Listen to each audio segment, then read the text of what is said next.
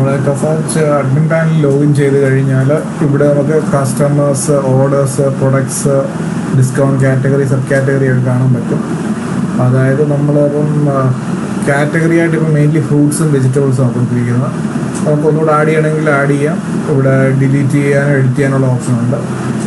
ഇപ്പം നമ്മൾ കുറേ പ്രൊഡക്റ്റ് എല്ലാം ഫ്രൂട്ട്സിൻ്റെ അടിയിൽ ആഡ് ചെയ്തിരിക്കും.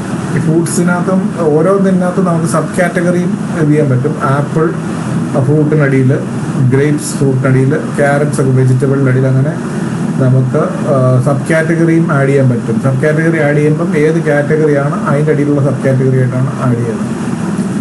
ആ സബ് കാറ്റഗറീസിൻ്റെ ഒരു ലിസ്റ്റ് നമുക്ക് ആപ്പിനകത്ത് കാണാൻ പറ്റും. സ്ക്രോൾ ചെയ്യുന്നൊരു ലിസ്റ്റ് നമ്മുടെ സെർച്ചിൻ്റെ തൊട്ട് താഴെയുണ്ട്. അത് ഈ സബ് കാറ്റഗറി എന്താണ് ഇവിടെ ക്രിയേറ്റ് ചെയ്തിരിക്കുന്നത് അതാണ് അവിടെ ലിസ്റ്റ് ചെയ്യുന്നത്. പിന്നെ നമ്മൾ ഇവിടെ വന്നു കഴിഞ്ഞാൽ അവിടെ പ്രൊഡക്ട്സിനകത്തോട്ട് വന്നു കഴിഞ്ഞാൽ എല്ലാ പ്രൊഡക്റ്റും ഇവിടെ ലിസ്റ്റ് ചെയ്തിട്ടുണ്ട്.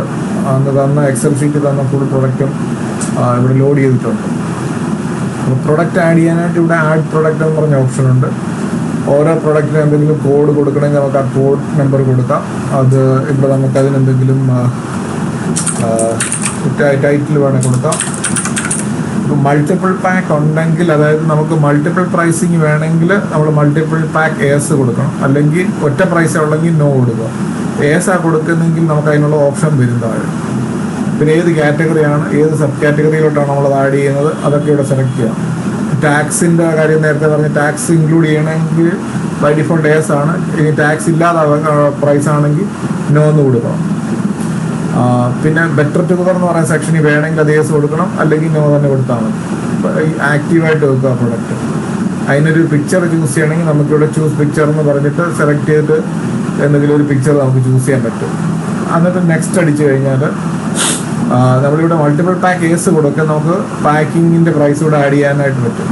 അപ്പോൾ നമുക്ക് ഓരോ പാക്കിങ് 500 ഗ്രാമിൻ്റെ എത്ര 500 ഫിൽസ്, നമുക്ക് ഓരോ മൾട്ടിപ്പിൾ പാക്കിൻ്റെയും ഏത് ടൈപ്പ് പാക്കിംഗ് ആണെന്നുള്ളതിന് നമുക്ക് അതിൻ്റെ പ്രൈസ് ഇവിടെ ഓരോന്നും ആഡ് ചെയ്യാൻ പറ്റും. ഓരോ പാക്കിങ്ങും അതിൻ്റെ പ്രൈസ് നമ്മൾ ഫിനിഷ് ചെയ്ത് കഴിഞ്ഞാൽ അത് നമുക്ക് ഇവിടെ കിട്ടും. അതിൻ്റെ പിക്ചറും ഇവിടെ ഉണ്ട്. അതിൻ്റെ പ്രൊഡക്റ്റ് കോഡും കാറ്റഗറി, സബ് കാറ്റഗറി. ഇതിപ്പോൾ മൾട്ടിപ്പിൾ പ്രൈസ് ആണ് പ്രൈസ് ഇവിടെ കാണിക്കാത്തത്. സിംഗിൾ പ്രൈസ് ആണെങ്കിൽ പ്രൈസ് ഇവിടെ കാണിക്കും. ടാക്സ്, ബെറ്റർ ടുഗദർ, അങ്ങനെ അതുള്ള ഡീറ്റെയിൽസ് ഉണ്ട്. അത് ഡീറ്റെയിൽസ് ആണെങ്കിൽ എഡിറ്റ് ചെയ്ത് കഴിഞ്ഞാൽ നമുക്കിവിടെ ഈ മൾട്ടിപ്പിൾ പാക്കിങ്ങിൻ്റെ പ്രൈസ് ഉൾപ്പെടെ എല്ലാ ഫുൾ ഡീറ്റെയിൽസും ഇവിടെ കാണാൻ പറ്റും. അപ്പോൾ ഈ പ്രൊഡക്റ്റ് ആപ്പിനകത്ത് ഡിസ്പ്ലേ ചെയ്യും ഓരോ പ്രൊഡക്റ്റും. അവിടുന്ന് അവർ കാർട്ടിൽ ആഡ് ചെയ്ത് അത് പർച്ചേസ് ചെയ്യുവാണെങ്കിൽ അതിവിടെ ഒരു ഓർഡറായിട്ട് നമുക്ക് കാണാൻ പറ്റും. ഓർഡർ എന്ന് പറഞ്ഞ സെക്ഷനിൽ ഓരോ ഓർഡറും ഒരു കസ്റ്റമർ തന്നെ മൾട്ടിപ്പിൾ ഓർഡർ പല പ്രാവശ്യം ചെയ്യുന്ന അവരുടെ എല്ലാ ഓർഡറും ഇങ്ങനെ ഒരു ലേറ്റസ്റ്റ് ഓർഡർ ഇങ്ങനെ മോളിൽ വരും, വന്ന് കിടക്കും. ആ ഓർഡറിൻ്റെ സ്റ്റാറ്റസ് ഉണ്ട്, പേയ്മെൻറ്റിൻ്റെ സ്റ്റാറ്റസും ഉണ്ട്. ഇപ്പോൾ ഓർഡർ ജസ്റ്റ് ക്രിയേറ്റ് ചെയ്ത ഉടനെ ഓർഡർ ക്രിയേറ്റഡ് എന്ന് പറയുന്ന സ്റ്റാറ്റസിലായിരിക്കും അത് കിടക്കുന്നത്. ഈ സ്റ്റാറ്റസ് നമുക്ക് ഡെലിവറി ചെയ്ത് കഴിയുമ്പം ആ ഡ്രൈവർ ആപ്പിനകത്ത് സ്റ്റാറ്റസ് മാറ്റാൻ പറ്റും. ഡെലിവേർഡ് എന്ന് അവർക്ക് ക്ലിക്ക് ചെയ്താൽ ഇവിടെ സ്റ്റാറ്റസ് മാറി ഡെലിവേർഡ് എന്നാവും. അതുപോലെ തന്നെയാണ് പേയ്മെൻറ്റ് ഇപ്പോൾ ഓൺലൈൻ പേയ്മെൻ്റ് ആണ്. നമ്മുടെ പേയ്മെൻറ്റ് ഗേറ്റ്വേ ഓൺലൈൻ പേയ്മെൻ്റ് ആണെങ്കിൽ അവരത് പേ സക്സസ്ഫുൾ ആവുകയാണെങ്കിൽ ഇവിടെ പേയ്മെൻറ്റ് കംപ്ലീറ്റഡ് എന്ന് കാണിക്കും, പെയ്ഡ് എന്ന് കാണിക്കും. അതുപോലെ തന്നെ ക്യാഷ് ഓൺ ഡെലിവറി ആണെങ്കിൽ അവിടെ ചെന്ന് കഴിഞ്ഞ് അവർ പേ ചെയ്ത് കഴിഞ്ഞാൽ ഡ്രൈവേഴ്സ് ആപ്പിനകത്ത് പെയ്ഡ് എന്ന് ക്ലിക്ക് ചെയ്ത് കഴിഞ്ഞാൽ ഇവിടെ ഈ പേയ്മെൻറ്റ് സ്റ്റാറ്റസ് അപ്ഡേറ്റ് ആവും. ഈ രണ്ട് സ്റ്റാറ്റസാണ് നമ്മുടെ ഡ്രൈവേഴ്സ് ആപ്പിൽ നിന്ന് അപ്ഡേറ്റ് ആയി വരുന്നത്.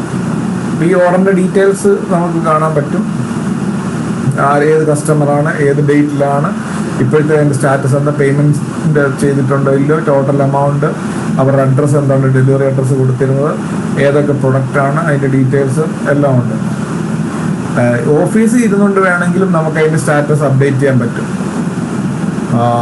അവരെന്താ ചെയ്തതെന്നുള്ളത്. അതുപോലെ തന്നെ അതിൻ്റെ ഡീറ്റെയിൽസ് ആയിട്ട് നോക്കണമെങ്കിൽ നമുക്ക് ഇൻവോയ്സ് പോലെയും അത് കിട്ടും. ഇതിപ്പം ഇതിൻ്റെ പ്രിൻ്റ് അടിച്ച് വേണമെങ്കിൽ നമുക്ക് അവരുടെ കൊടുത്തുവിടാം, ഡ്രൈവറിൻ്റെ കൊടുത്തുവിടാം. ഓർഡർ ഡെലിവറിക്ക് പോകുമ്പോൾ ഇത് ഇൻവോയ്സൂടെ വേണമെങ്കിൽ കൊടുത്തുവിടാം. അപ്പോൾ എമൗണ്ടും അതിൻ്റെ കസ്റ്റമർ ഡീറ്റെയിൽസും ഐറ്റം ഡീറ്റെയിൽസും എല്ലാം ഫുള്ളായിട്ട് ഇതിനകത്തുണ്ട്. എപ്പം വേണമെങ്കിൽ നമുക്ക് വന്നിട്ട് ഈ ഇൻവോയ്സും ഇവിടുന്ന് കാണാൻ പറ്റും. അതാണ് ഓർഡറിൻ്റെ ആ ഒരു ഫ്ലോ എന്ന് പറയുന്നത്. അങ്ങനെയാണ് ഇവിടെ നമ്മൾ പ്രൊഡക്റ്റ് ആഡ് ചെയ്യുന്നു. പിന്നെ ഇത് കസ്റ്റമേഴ്സിനെ തന്നെ വേണമെങ്കിൽ ലിസ്റ്റ് ചെയ്യും. ഇവിടെ കസ്റ്റമേഴ്സിന് ലിസ്റ്റ് എടുത്തു കഴിഞ്ഞാൽ നമുക്കുള്ള ഫുൾ കസ്റ്റമറിൻ്റെ ലിസ്റ്റ് കൊണ്ട് കിട്ടും. അവരുടെ ഇമെയിലും ഫോൺ നമ്പറും അവരുടെ അഡ്രസ്സസും എല്ലാം നമുക്കിവിടെ കിട്ടും. അതെല്ലാമാണ് ഇവിടെ കസ്റ്റമേഴ്സ്. ഓർഡേഴ്സ് ഇവിടെ കാണാൻ പറ്റും. പ്രൊഡക്റ്റും ഒക്കെ ആഡ് ചെയ്യാനും എഡിറ്റ് ചെയ്യാനും ഡിലീറ്റ് ചെയ്യാനൊക്കെ പറ്റും. കാറ്റഗറി, സബ് കാറ്റഗറി, ഇതൊക്കെയാണ് മെയിൻലി നമ്മൾ അഡ്മിൻ പാനലിനകത്ത് ചെയ്യുന്നത്.